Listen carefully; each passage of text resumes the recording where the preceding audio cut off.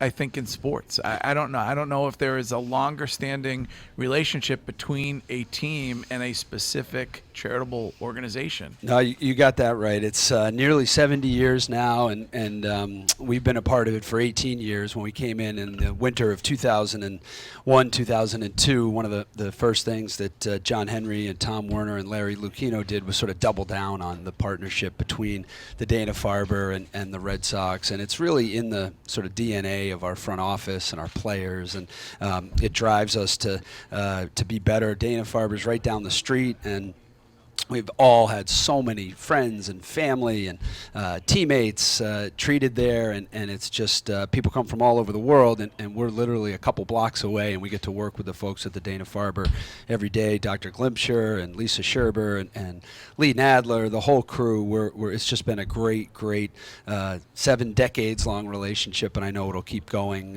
forevermore, so we're really fortunate to be a part of it. I don't know if you heard Jonathan and Robert Kraft earlier. I did, yes. It's so great. We were talking the way the sports community comes together. Well, yeah, and they were talking about putting it in players' contracts that you have to be part of things.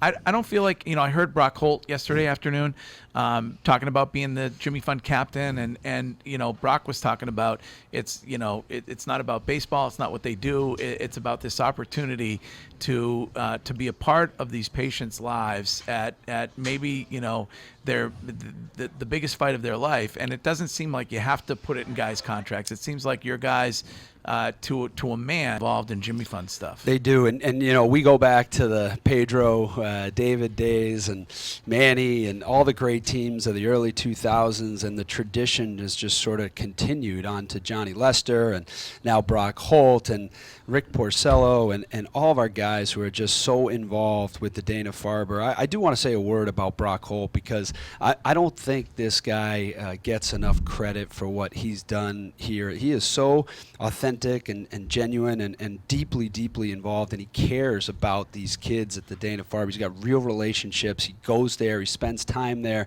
and identifying him as the Jimmy Fund captain has been one of the best things we've done in the 18 years, because he's so into this, and he's such a caring, incredible person, and we're just really appreciative of Brock and everything he's done. Now, I want to know if you stand by your statement on this show 3 weeks ago, which I think was sometimes doing nothing is the I'm paraphrasing here, but sometimes the best deals you make are the ones that you don't. Yeah.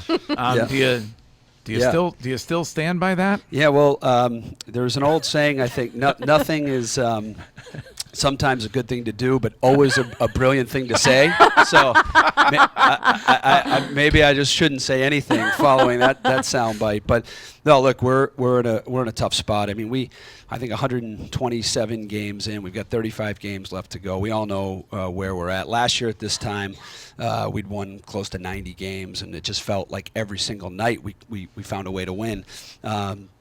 This year it's been difficult. I do stand by our conversation when we got together the last time, which is we're in a really important position with these sports teams where you have to balance the short term and the long term, and that's the decisions that we make sometimes aren't as popular in the immediate near term because you're trying to balance long term goals as well, and it's hard, because if you go back to when the Kraft family brought us our first Super Bowl in 2001, when we arrived here, that sort of ushered in this new era, which set a pretty high bar, which is sort of championship or bust, and that's why you want to be in Boston. It's the best place.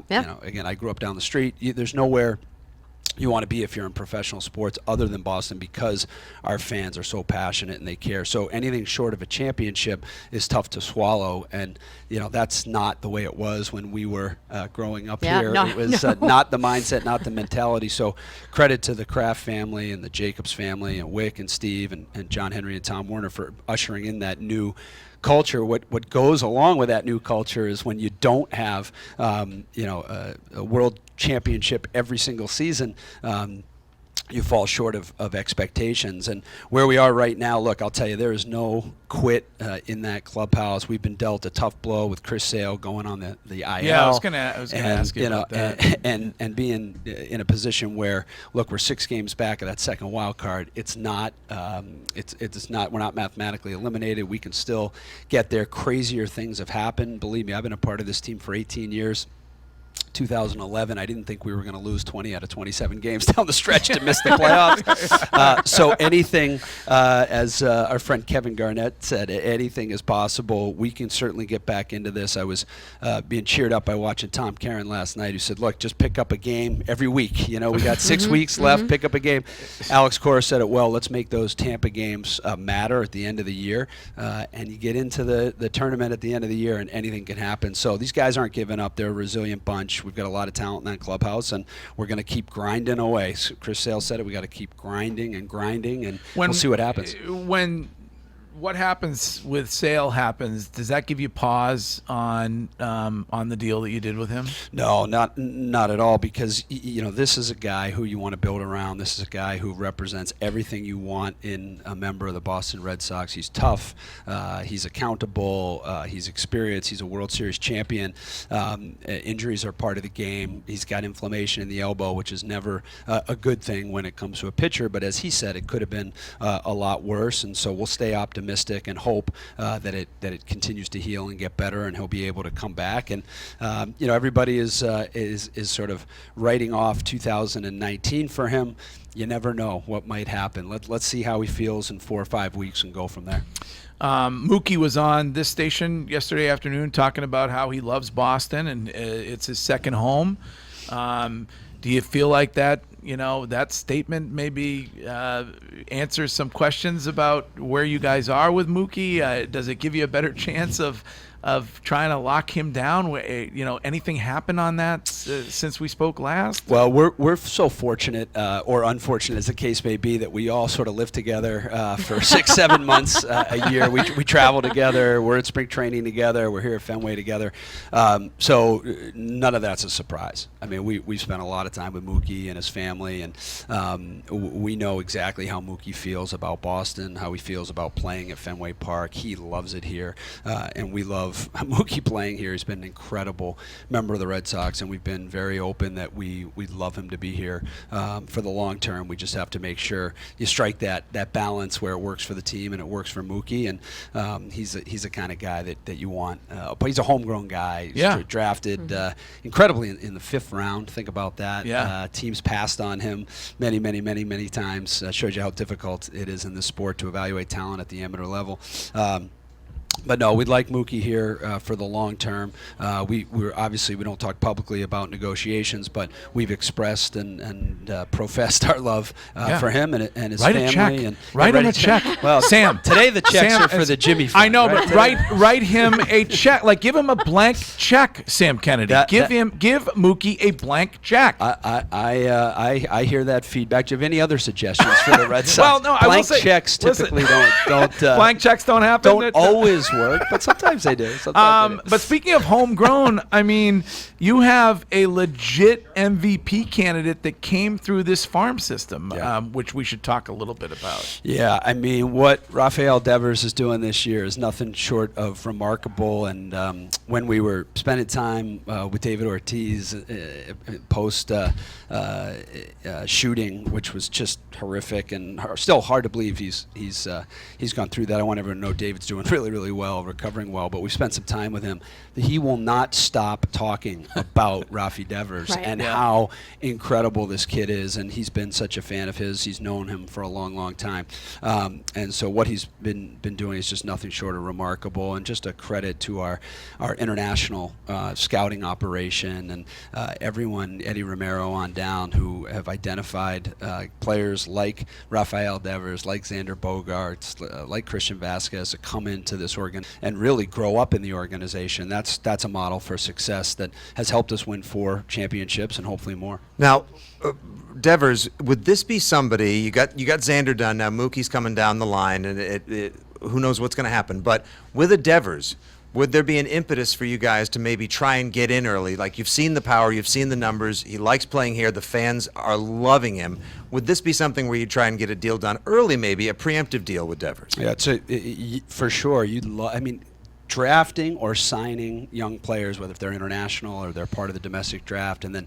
they grow up in your organization, you'd love to try and extend players that are a part of your homegrown operation. So for sure, Rafael Devers is someone we'd love to talk about having become a member of the Red Sox for the long term. Sure. The hard part is in our business is you can't sign all of your players that you'd like, and sometimes we make really good decisions, and sometimes we make really bad decisions. Hopefully, at the end of the Henry Werner stewardship of the Boston Red Sox, when the history books are written 20, 30, 40 years from now, hopefully people will look back and say, this group, this organization made more right decisions than wrong decisions, and that's on us to identify which players you want to sign up for the long term. But of course, Devers falls into that category. He's just been incredible, and the amazing thing about him is he just seems to be getting better and better, and his defense has improved. I mean, literally from April, in May to now, it's just been remarkable, the difference. So it's great to see, and a credit to our player development folks, our baseball operations folks. Those of us in ownership and management get absolutely no credit for that. We thank our scouts and the people that work with the players day in and day out to help them improve. Now listen, you know me. I speak for the people. Yes, you're a man of the people. That's what we call you. Oh no, he speaks for them, not a man of them. Did they move your They moved your Bentley. It's a pickup. It was truck. parked out front. front. Yeah. So with regard to an evening like tonight, where there's some weather that is a potential issue, can you take me through the process, and can you let those who may be here tonight know why you guys can't let them know earlier that the game is not happening? Sure. So it's one of the. Some people think you're just trying to collect beer money. Yeah. No, what we're trying to do is get in 162 games in 183 days or whatever it is, and it's probably the biggest operational challenge we have. And once you get into the season, the responsibility actually falls to Major League Baseball because of making sure that the integrity of the schedule is kept. So we try to get in every single game, because rescheduling games or postponing games, and we can talk about that in a minute, because we have a one inning. We have an exciting announcement for tomorrow, actually, as it relates to the telethon. Right. But so we get together as a group. We consult with Major League Baseball. We consult with the other teams. We consult with the umpires. But typically in the summer months, storms, they come in and then they move out. Yeah. And we really got to try and do everything we can, because you do not want to end up with a situation where you have the Kansas City Royals or the Cleveland Indians or whoever flying back in to play a suspended game. I'm just trying to help Lou Merlone. He had to work an extra, an hour overtime the other night, and he was pissed off. So I'm trying to help Lou out. I understand. The weather's the most frustrating part of this job, because there really is no good answer. You're sort of at the mercy of the weather gods, and you do the best you can to get them in. And we're so fortunate, because last night we had 37,700 people here. It's sell out. Place was rocking. I was here last night. I'm a diehard. You know me. As many games as I can go to, Sam. We're very fortunate to have the fan support we have, and just on the suspended game issue. I think everyone knows, but tomorrow we're opening up the ballpark for free for kids 18 and under. Come on in and check out the suspended game. That's awesome. More as important, anyone over 18, please come in. We've asked or we've required a $5 donation to the Jimmy Fund and the NESN WEI telethon, radio that's awesome. telethon. Nice. So we've already sold about 6,000 tickets, so another $30,000, and that will keep growing. But please help us get the word out. Come on down tomorrow. Kids come in free. Adults $5 to the cause here. We've got our 50-50 raffle going on, which you heard about this morning. That'll be a significant contribution. John Henry, Tom Werner, and their partners will make a significant donation later tonight. And it is just a privilege to be able to help out. And finally, I want to announce a small contribution on behalf of my wife Amanda for our friend Ben Crawford, who passed away from glioblastoma, of $5,000 to the cause. So that's thanks awesome, for Sam. thanks for having Thank you, us. We Sam. appreciate it. That's Thank fantastic. you. And that the remainder of that suspended game will be done in like 2.5 hours. What's the Well, the beauty what of is- baseball, right? Could be 10 minutes. It could be 10 hours. But all the proceeds from the tickets will go to the That's awesome. Dana-Farber. That's awesome. Well, the Red Sox support from the entire organization is incredible when it comes to the Jimmy Fund and to the Dana-Farber. So, Sam Kennedy, thanks for having us here, and thanks for everything that you guys do. Thanks, guys. Thanks for everything you're doing today. All right. We Thank you, appreciate Sam. it. Thank Blank you.